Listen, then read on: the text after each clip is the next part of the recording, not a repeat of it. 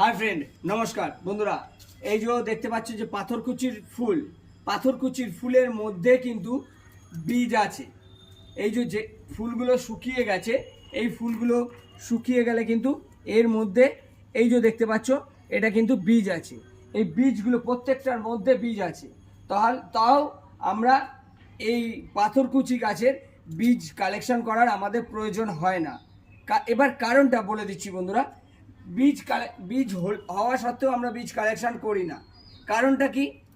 বীজ কালেকশন করি না কেন?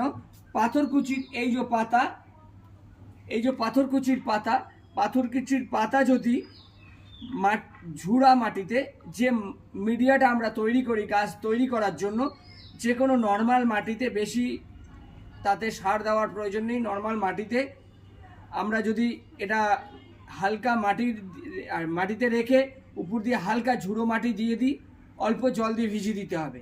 দিলেই এই যে দেখতে পাচ্ছ প্রত্যেকটা খাস দিয়ে কিন্তু এক একটা করে গাছ তৈরি হয়। প্রত্যেকটা এই যে পাতার যত কটা খাস আছে, প্রত্যেক খাস দিয়ে কিন্তু নতুন গাছ তৈরি করে এই পাতা। তার জন্য আমরা কিন্তু এই পাথরকুচির ফুল থেকে যে ফল হয়, সে ফল কালেকশন আমরা সচরাচর করি না।